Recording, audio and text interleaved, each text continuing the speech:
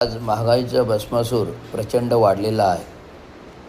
विविध राजकीय पक्ष आपल्या स्तरावर केंद्र सरकारचा निषेध, विविध पदनाट्य, विविध लाटणे मोर्चा, विविध घोषणा मोर्चा, विविध बॅनरबाजी, विविध महागाई याबाबत सातत्याने चालू आहे. आणि हे करत असताना पुन्हा महागाईचा भडका उडालेला आहे. या महिनाभरात 3 वेळा महागाई वाढलेली आहे आणि लोकांच्या भावना तीव्र आहेत. प्रचंड भावना आहेत, तीव्र. आणि या प्रचंड भावनेमध्ये सांगू इच्छितो की ह्या महाठगाला आंदोलने करूनही फरक पडत नाही. आणि माझ्यासारख्या माणसाने कपडे काढून अर्धनग्न कलेक्टरवर आंदोलन केलं, पत्र दिलं, जिल्हाधिकारीला पत्र दिलं, राज्यपालांना पत्र सपोर्ट केलं, राष्ट्रपतीला पत्र सपोर्ट करायला सांगितलं. परंतु त्याच्याबाबत अद्यापही सरकार, शासन काही हालचाली करत नाही. राज्य सरकारने आपली नैतिक जबाबदारी समजायला पाहिजे. केंद्र सरकारने आपली नैतिक जबाबदारी समजावी. आज केंद्रामध्ये एस्टीम फाईलसारखं प्रकरण गाजताना महाराष्ट्रातही त्याच महिन्यात तेवढ्या जोमाने अशोक खरात प्रकरण बाहेर निघालं, कॅप्टन फाईल बाहेर निघाली. आणि ह्या सर्वमध्ये सर्वच मंत्री, 39 आमदार, लोकप्रतिनिधी, मंत्रिपदावर असलेले मुख्यमंत्री, उपमुख्यमंत्री, त्याच्यासोबत फोटो, आणि राज्याचे मुख्यमंत्री टी व्हीवर, न्यूज चॅनेलवर, टी व्हीवरती, नॅशनल टी व्हीवर तर विषद करत आहेत की ज्योतिषी साधू बरोबर काढलेले फोटो गुन्हेगार ठरत नाही. पण कोणाबरोबर?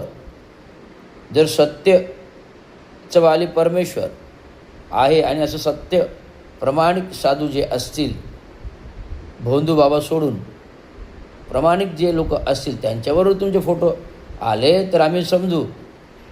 परंतु तुमचे फोटो महिलांचे अश्लील कृत्य करणाऱ्या भोंदू बाबावर आलेले आहेत. साधासुद्धा नाही तर अश्लील कृत्य करणाऱ्या भोंदू बाबावर आले. आणि प्रचंड घोटाळा, प्रचंड आर्थिक स्कॅम, प्रचंड सेक्स स्कॅम, प्रचंड आर्थिक स्कॅम या गोष्टीमध्ये, या बाबीमध्ये गुंतलेला हा अशोक खरात आहे. आणि ठाण्यातून पण एक केस अशोक खरातांची पकडली, त्याला जेलमध्ये टाकलेला आहे. ठाण्यातून ठाणे महानगरपालिकेचे माजी सहाय्यक आयुक्त म्हणून काम करणारे, अतिक्रमण आणि बांधकाम त्यांचे पण अनेक गुन्हेगारी उत्तेजित संबंध होते.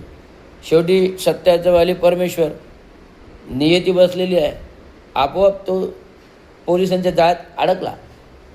घोडबंदरच्या एका बाईला घेऊन अशोक खरांकडे गेल्याचं त्या बाईची आलेली तक्रार, आणि ही व्यक्ती ठाणे सोडून पळून गेली. ती कोल्हापूरच्या कुठल्या तरी कोपऱ्यात पोलिसांना शोधे आणि सापडली. त्याच्याबरोबर त्याचा एक महानगरपालिकेचा सहकारी, दोघंही सेवानिवृत्त, आज जेलची हवा खात आहेत.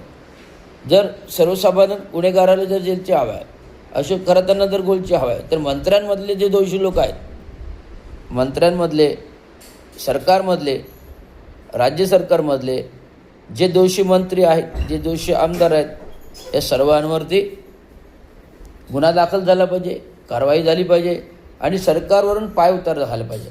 उलट त्यांना विधान परिषद मिळते. बच्चू कडू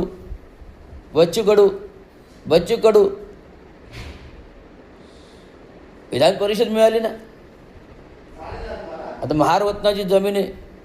अजितदादा पवार जिवंत होते महिनाभरामध्ये, तेव्हा महारत्ना जमीनचा घोटाळा निघाला. पार्थ पवारचा पुण्यातील मुंडबा गावातील महारत्ना जमिनीचा घोटाळा निघाला. ॲमेडिया कंपनीचा मालक असून ॲमेडिया कंपनी सांगते तेव्हा तो दोषी आहे ना, मग नुसते त्याचे अशिष्ट दोषी तरी अशिष्ट दोषी नाही त्यांनी सांगितलं. त्यामुळे हा सगळा स्कॅम असूनसुद्धा त्यांना राज्यसभा खासदार मिळते.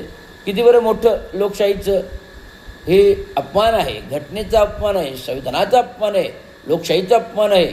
गुन्हेगाराला उच्च पद मिळतं आणि सर्वसामान्य गोरगरिबाला रस्त्यावर आंदोलन करावं लागतं. भ्रष्टाचाराला उच्च पद मिळतं आणि सर्वसामान्य गोरगरीब प्रामाणिक 2 वेळच्या पोटापाण्याचा व्यवसाय करणाऱ्या माणसांना 2 पोटापाण्यासाठी रस्त्यावर आंदोलन करावं लागतं, थाळी पिटाव्या लागतात, पदनाट्य करावे लागतात, अनेक जाहिराती मोर्चे काढावे लागतात, विरोधात घोषणाबाजी करावी लागते. ही दुर्दैव आहे. आज कोणी तो न्यायमूर्ती त्याने बेकार युवकांना, जे सुशिक्षित बेकार युवक आहेत त्यांना झुरळ कीटक म्हटल्यामुळे त्यांनी आभासी सोशल मीडियावरती कॉकरोच जनता पार्टी उघडली. असंख्य युवा पिढी 1300 करोड लोक त्याच्यावर जोडली. ही आभासी होती. जर प्रत्यक्षात क्रांती उघडली तर मोदीला देश सोडून द्यावा लागेल. हा इशारा आहे, संकेत आहे.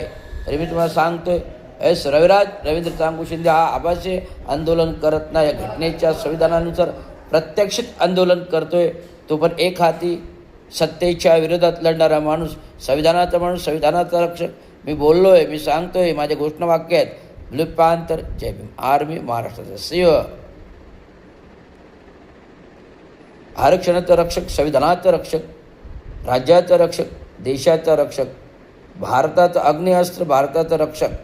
जर असं कोणीतरी देश संविधानाचा विस्कार करून देश बुडवण्याचं काम करत असेल तर हे अग्निअस्त्र जरूर त्यांच्यावरती पडणार आणि त्यांचा कोळसा जळून करणार हे तुम्हाला नक्कीच सांगतो.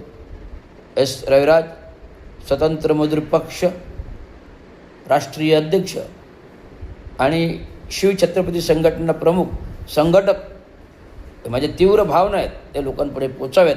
एवढं धन्यवाद. जय महाराष्ट्र.